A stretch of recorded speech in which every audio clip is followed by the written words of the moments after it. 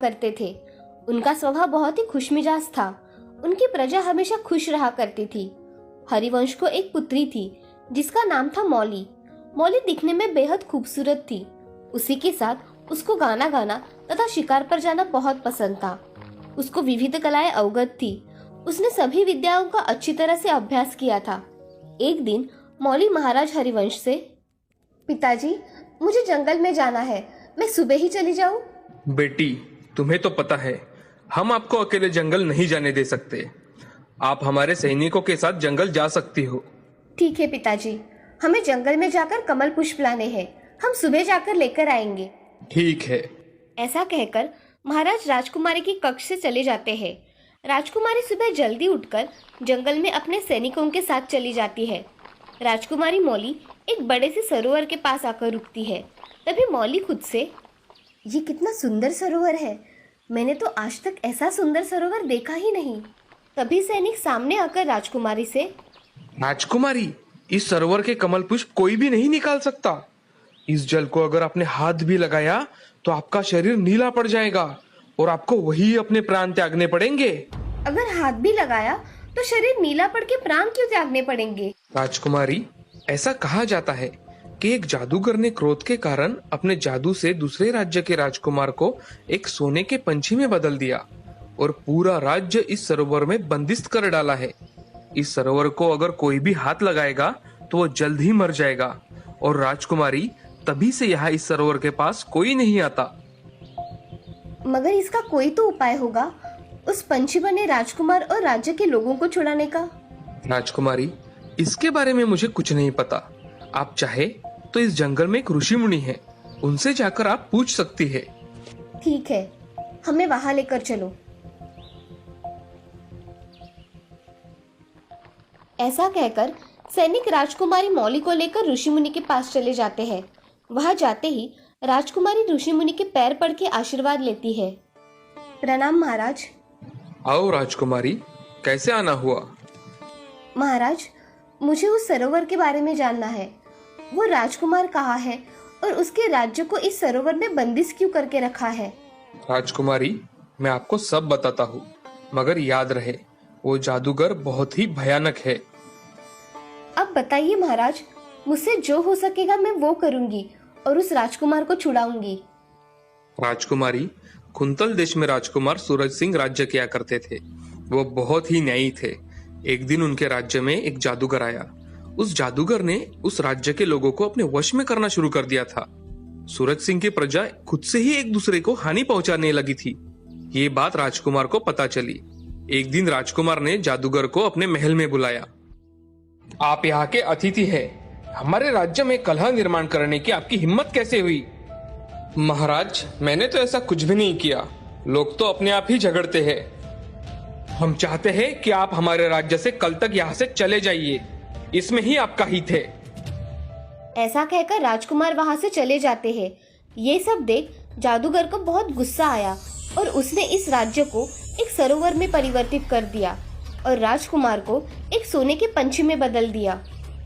फिर राजकुमार अब कहाँ है? राजकुमार उस जादूगर के पास है।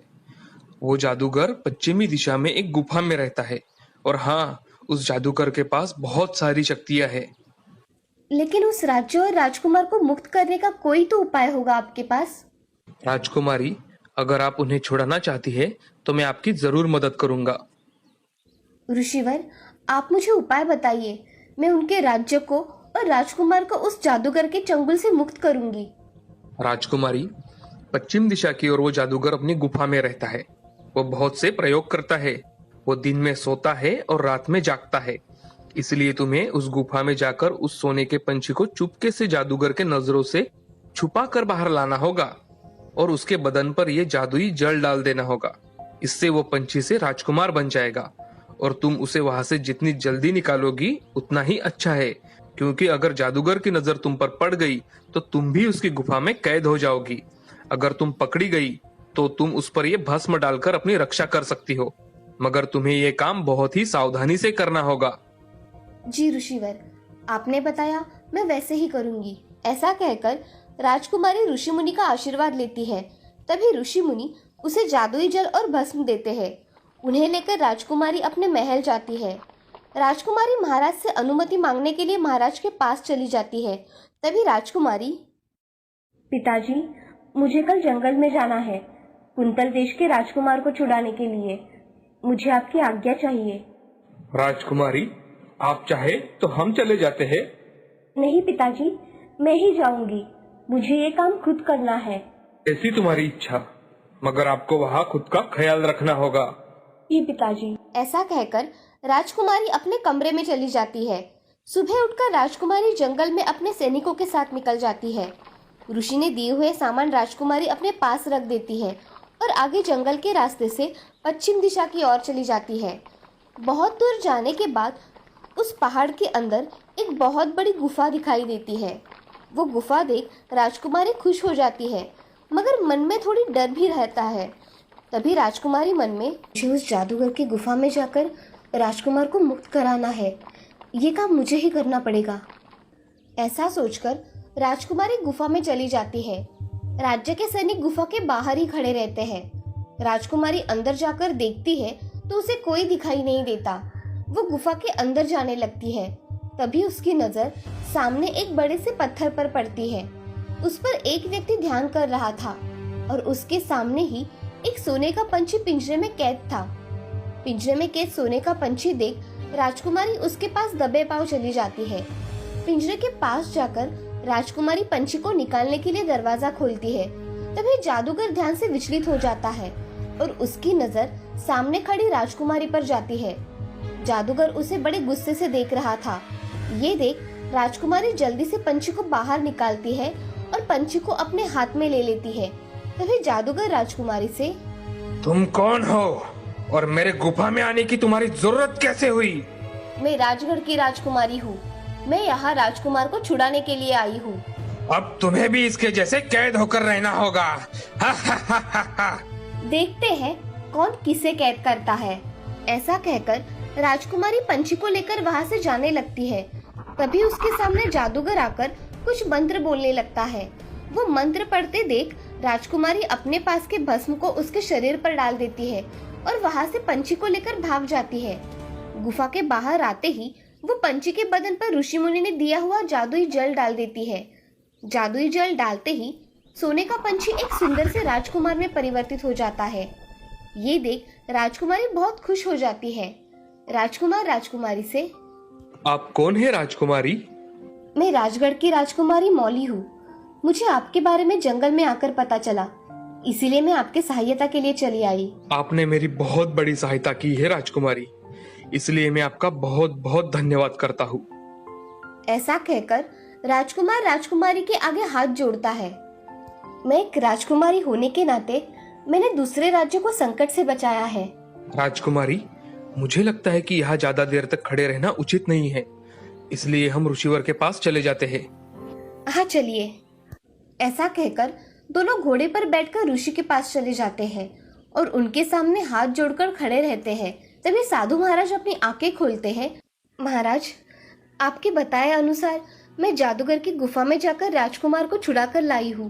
प्रणाम ऋषिवर, आपने मुझे छुड़ाने में बहुत बड़ी सहायता की है। मैं आपका हमेशा ऋणी रहूंगा। मैंने तो सिर्फ राजकुमारी की मदद की है।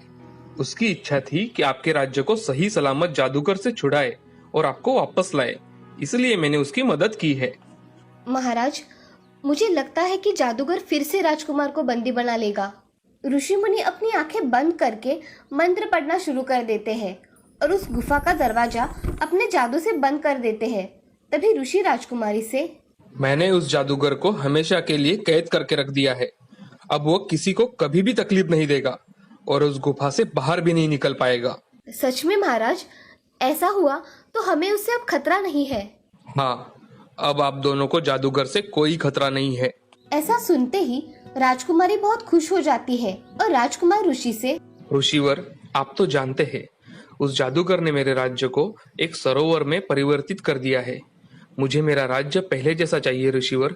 कृपया मेरा मार्गदर्शन कीजिए ऋषिवर। आपको ये जादुई जल सरोवर के बीचों बीच जाकर डालना होगा, तभी ये पूरा सरोवर एक राज्य में परिवर्तित हो जाएगा।